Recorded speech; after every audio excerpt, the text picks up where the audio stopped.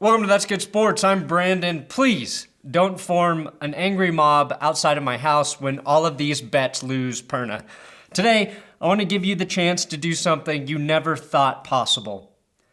Be happy to hear a Maroon 5 song. If you put $100 on Moves Like Jagger to be played at halftime during the Super Bowl, set at plus 800 on my bookie, and Adam Levine belts those words out of his feminine pipes, you will win $800.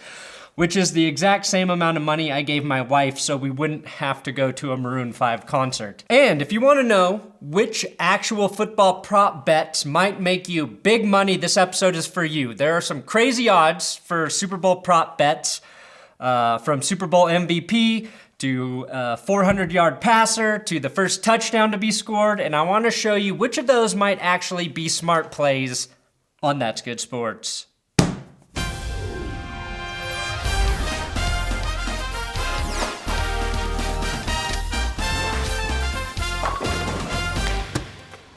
Yes, if you're new here, subscribe to this YouTube channel. There's a subscribe button on your phone. If you click that, it will change your life. Maybe. Also, this episode is sponsored by mybookie.ag.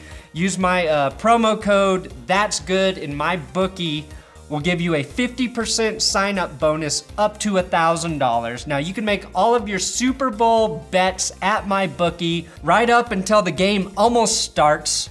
So if you have any desire to get your Super Bowl bets in, make sure you use my code That's Good. And in this episode, I'm gonna go over many of the prop bets MyBookie does have available. I think the Patriots are 2.5-point favorites to win the Super Bowl if you want to do regular, boring, traditional betting. But I suggest checking out the crazy prop bets in this game. Starting with Super Bowl MVP. Right now, CJ Anderson is plus 2,500, Aqib Talib plus 10,000. And let's start with the Super Bowl MVP because there's odds on just about every non-offensive lineman or punter in this game. The first thing I did, though, was rule out anyone on the Patriots, because if they win, we all know the MVP is going to Brady, regardless of how shitty he plays or how great all of his players carry him through the Super Bowl, like all the other Super Bowls. James White, 10 touchdowns, 250 yards, Super Bowl MVP goes to Tom Brady. So we know you're not getting any value by betting on Brady. So instead, I looked to the Rams and immediately noticed CJ Anderson was at plus 1,600. Which in 2 days has moved up to plus 2,500. Those are great odds for a guy that's historically played well against the Patriots going back to 2015. Plus, with the concerns about Todd Gurley's role due to his injury or non-injury, it makes CJ a great value. Now, don't get me wrong, CJ Anderson might only get like 5 carries in this game, which is why I like Aaron Donald at plus 1,500. Donald is the best defensive player in the league. And the Super Bowl MVP award is so rigged for the quarterback that they have him at plus 1,500, just a few years after Von Miller won the award. If the Rams win this game, I think there is a high probability it is because of Aaron Donald.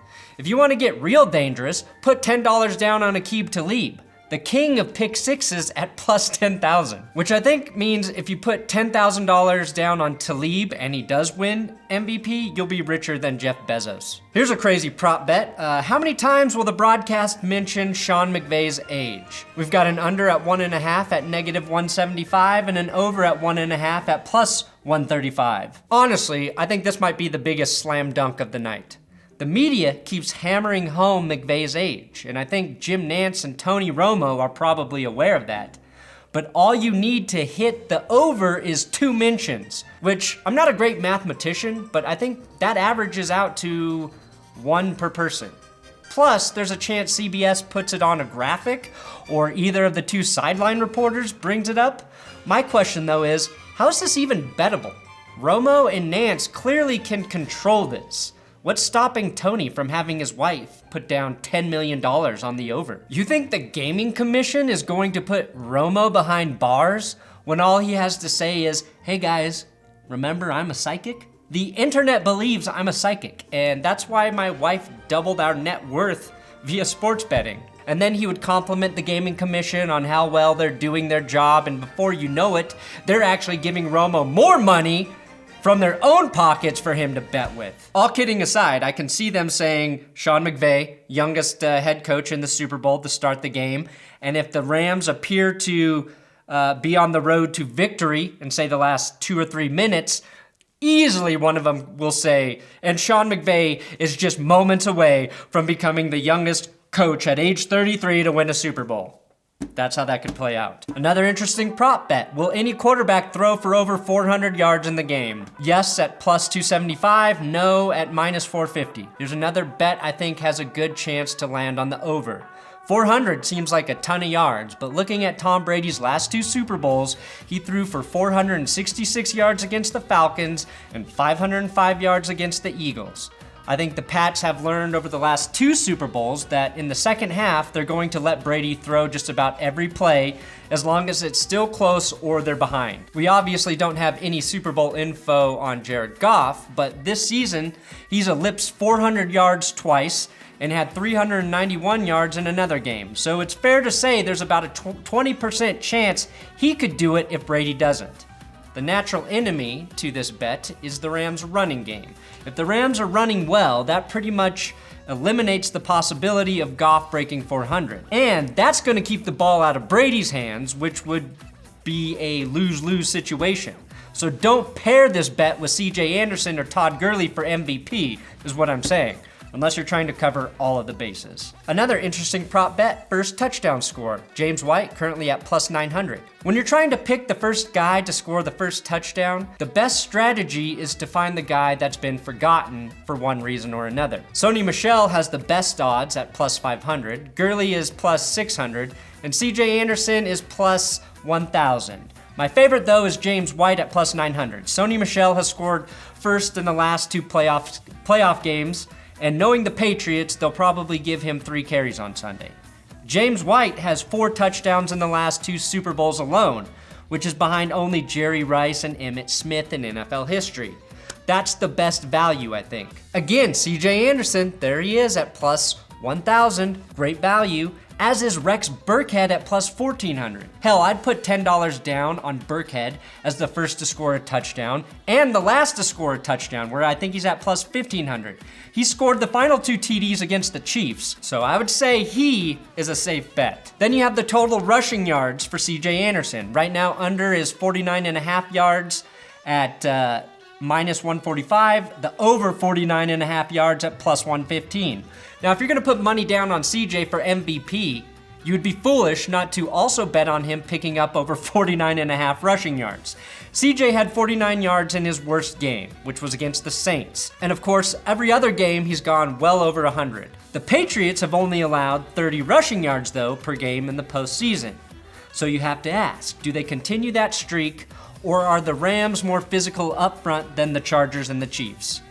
You should also consider that in Super Bowl 50, CJ Anderson had 100 total yards and a touchdown. This is about as close as it gets as the odds show, but if you're going to take the 16-1 odds that he wins MVP, you might as well pair it with this bet too. Same way you always pair red wine with crunch berries when your wife is out of town and you're left to do dinner alone. Will the roof be open for kickoff?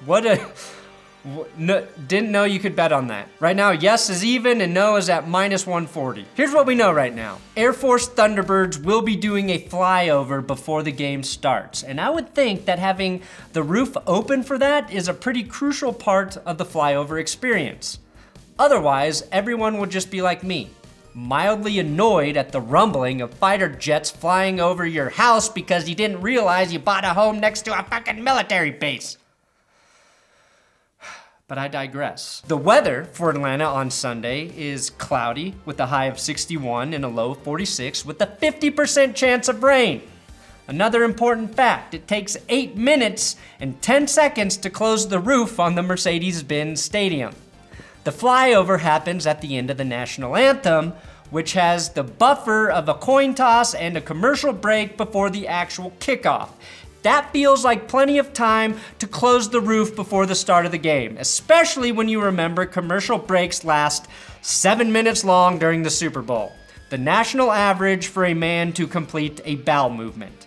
and that Tom Brady would literally sue the state of Georgia if he had to try and throw footballs with his 41-year-old arm through any sort of wind. Probably one of the more popular prop bets, how many plays will Tony Romo correctly predict? The number to hit is 7.5. The under is minus 120, the over plus 120. I know Tony Romo's stock is at an all-time high right now, but getting to 8 correct predictions in this game is a very tall order.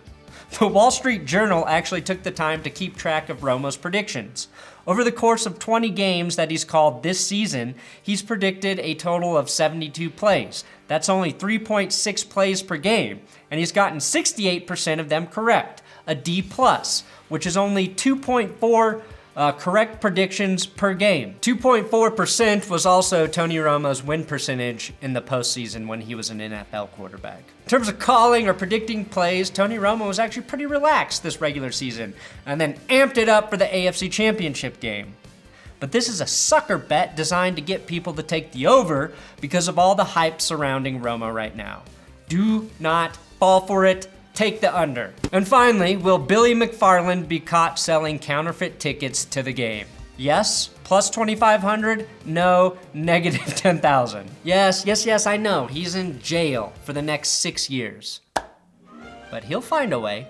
25-1 odds. I'm retiring on this bet. People get married in prison all the time, and Billy McFarland can commit fraud in his sleep. So I'm very confident on this one. I'd be surprised if he hasn't sold tickets to the Super Bowl, NBA Finals, World Series, Masters, Victoria's Secret Fashion Show, Coachella, the next Fire Festival, and Kurt Cobain's solo tour to every single guard on his cell block. And I would like everyone to know Will Keys wrote this joke before NFL memes ripped it off from somebody else. And those are a bunch of prop bets you can bet on if you're trying to make the game more interesting. Thanks for watching another episode of That's Good Sports. Please subscribe here on YouTube.